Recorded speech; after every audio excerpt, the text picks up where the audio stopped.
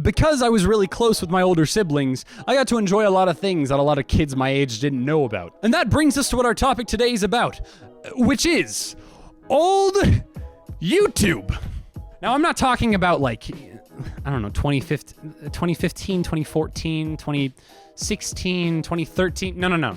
I'm talking about the golden age of YouTube. I'm talking about 2008, 2009, 2007. Now, of course, I was too young at the time to really know how to work it, but whenever my brother came and showed me a viral video, it was one of the most exciting times of my life. I remember sitting in my grandma's attic, which is where she kept her computer, and my brother showed me this thing called Vader.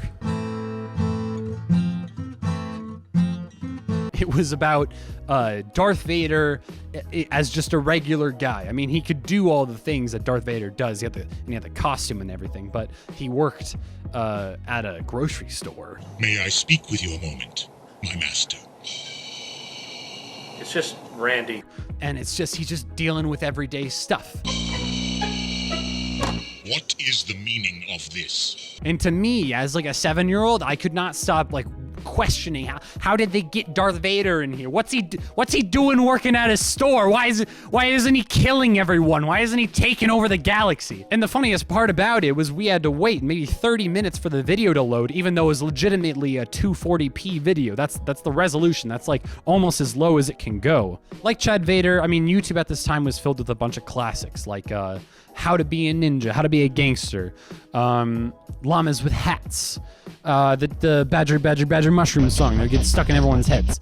Stuff like that just filled YouTube with fun videos where it's like, what the heck? This is a platform where this stupid stuff is here. I can just watch it forever. Okay. Another example of great old content was this small channel. I don't know if you've ever heard of them. They're called, Oh yeah, Smosh! See, this is back before they got rid of Anthony and replaced him with a bunch of weird people that like to make political commentary, because that's what everyone wants to see from a comedy skit channel. And these old Smosh videos were so funny. It was just two good friends, and it was so low budget, and it was so simple, but it was so funny, and there was so much character, and there was so much heart, because these people weren't getting money. They weren't making it to make money. They were making it because they were two friends that had some free time, and they thought it was fun. So they posted it on the internet. I love that. I wish I were them. Videos like The Haunting. I was thirsty, so I went to the refrigerator to get some OJ. Like Teleporting Fat Guy. I'm the teleporting fat guy. Food Battles. Pokemon in Real Life. You looked at me funny. Let's battle. These were some of the most inspiring videos to me as a kid. See, old YouTube was at a time before people were making videos about like, hey, look, I'm rich. Look what hanging out with my friends in my rich house where we all do things that are cool. See, this is before people had the goal, the narcissism, the cojones to assume that people want to watch them doing absolutely nothing as long as they record it on a 4K GoPro. And like, hey, everyone, look at this. I'm really bored, but pay me and watch me give money for doing nothing. I gotta stick to the script a little. This was a time when people were making videos that didn't make money and didn't have a whole lot of traffic, but they made them because they wanted to, because they thought it was fun and they enjoyed it. And one of the greatest channels, if you ask me, was Balloon Shop. Not right now, Derek! This channel was so inspiring. It was like these three friends hanging out. They set up a tripod. They didn't even have camera movements. It was a tripod and actors, and they would improvise these skits. And they were fun, and they were funny, and it was so doable in my mind. And this was so inspiring because it taught me, just because I don't like sports, just because I don't like piano, just because I'm bad at math, doesn't mean that, well, my future's gonna suck. Because there's nothing else out there. It's either sports, music, or you're gonna be on the streets. Maybe you can do some math, maybe be an accountant, but you're gonna hate your life. And if you hate math, sucks, cause you're gonna be a bum.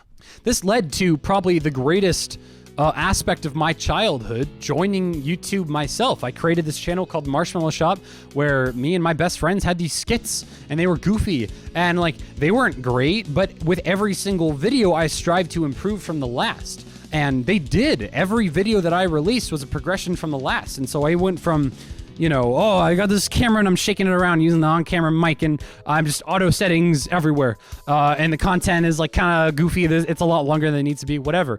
And I went from that to now being able to do what it is that I can do today. And I'm not great by any stretch of the means, but I've had a head start from a lot of people that are starting in my field at my age.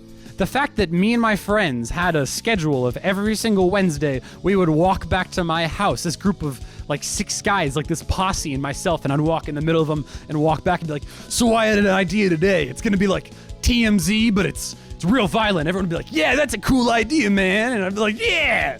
And then we'd go home and we'd freaking make it. And I got to let people into my creative space. I got to let them know, if you get at least half of the joy watching this as I got to do making it, then I have done something that I'm proud of.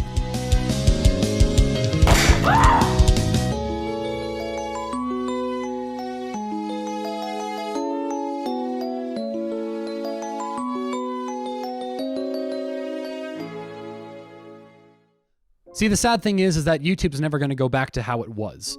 Right now, YouTube is filled with people reacting to things that other people have made, making compilations of what other people have made, people showing half-naked pictures, and also the littlest pet shop videos. What's up with that? There's like kids playing with their toys and talking. They're like holding up freaking their iPhone, and they're like,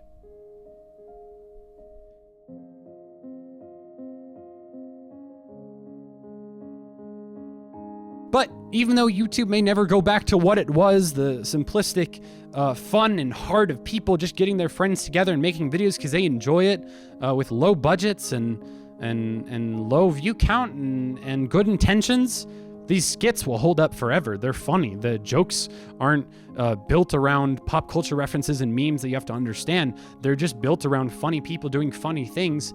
And it was so much cleaner back then. You look at people like Olin Rogers, Julian Smith.